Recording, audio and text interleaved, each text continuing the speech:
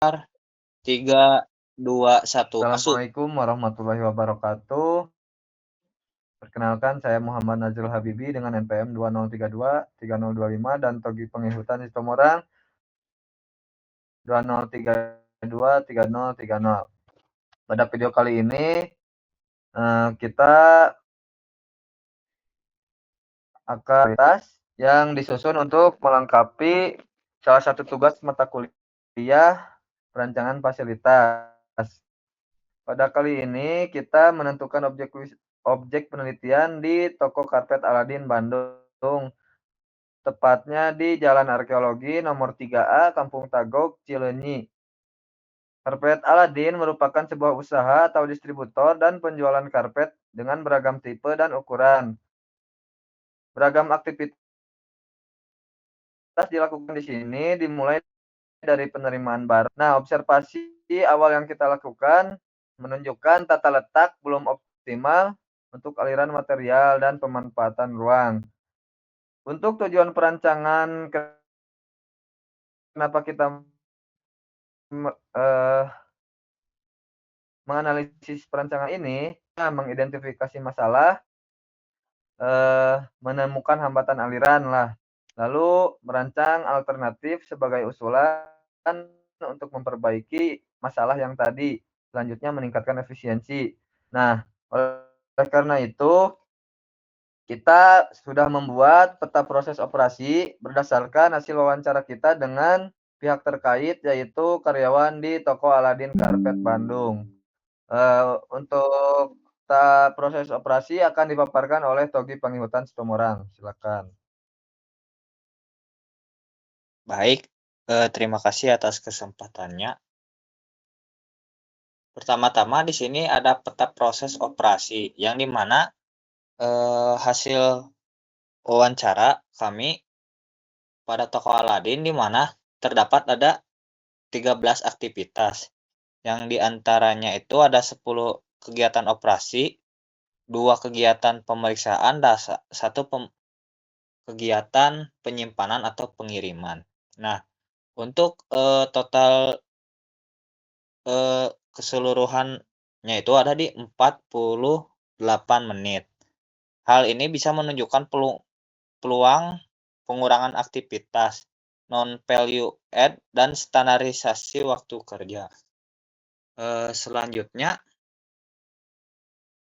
ada di peta aliran material. Nah, untuk peta aliran material menggambarkan urutan aktivitas perpindahan material dari awal hingga akhir. Tujuannya adalah mengidentifikasi aktivitas value add dan non-value. Untuk perbaikan efisiensi di Toko Aladin ditemukan ada 13 proses per order dengan 10 proses operasi dengan total waktu 43 menit. Kegiatan pemeriksaan ada 5 menit dan total keseluruhannya itu di 48 menit per order. Nah, 84 menit itu bervariasi menurut pesanan maupun banyaknya jumlah karpet yang dipesan. Next. Nah, selanjutnya ada Activity Relation Chart atau ARC. Nah, di sini itu ARC menilai 11 area. Di antaranya itu dari area kerja hingga toilet. Hasil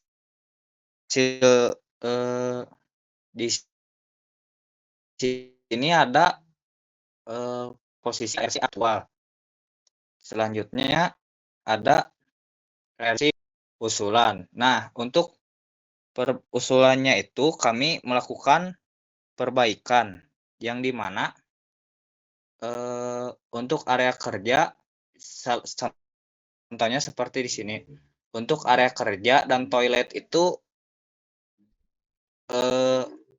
dari awalnya kedekatannya itu ordinary atau normal, kita mengusulkannya itu undersizable karena area kerja dan toilet itu tidak ada untuk kedekatannya itu dalam proses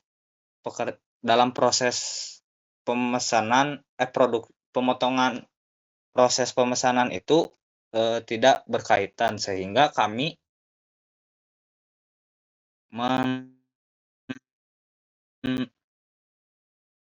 mengubah ARC itu area kerja dan toilet itu menjadi unsizable.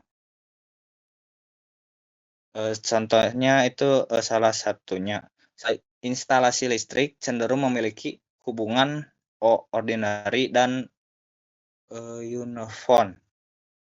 Hubungan dalam ARC ini memperhatikan aliran proses yang sistematis dari penyimpanan hingga produksi, sehingga dapat menjadikan dasar dalam perancangan layout usulan yang lebih efisien, khususnya dalam meningkatkan jarak perpindahan material dan meningkatkan aktivitas pekerjaan.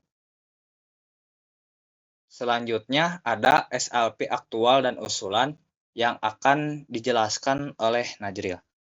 Oke, terima kasih. Pada kali ini izinkan saya untuk menjelaskan mengenai layout aktual seperti pada gambar yang sedang dipresentasikan ya. Terdapat beberapa fasilitas yang seharusnya berdekatan namun berjauhan gitu. Untuk layout aktual itu tersebar. Selanjutnya alur tidak linier seperti stok dan area kerja serta peralatan itu terpisah, harus bolak-balik istilahnya tuh. Sedangkan pada proses produksi atau ada pemesanan, area itu sangat fundamental sehingga jika berjauhan maka kurang efisien. Selanjutnya pada bagian meja office. Jadi customer datang nih ke toko harus ngelewatin area kerja dulu. Sedangkan meja office ada di belakang. Nah, itu tuh kurang etis dan nggak terstruktur. Selanjutnya